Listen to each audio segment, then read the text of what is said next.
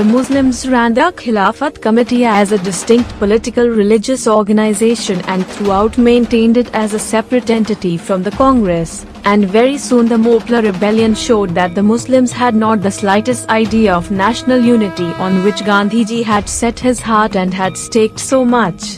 There followed, as usual in such cases, a huge slaughter of the Hindus, numerous forcible conversions, rape and arson.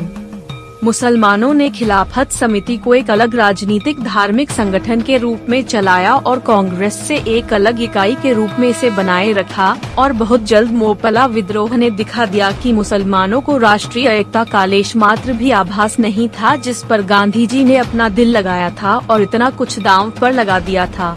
इसके बाद हमेशा की तरह ऐसे मामलों में हिंदुओं का भारी संहार, कई जबरन धर्मांतरण, बलात्कार और आगजनी हुई।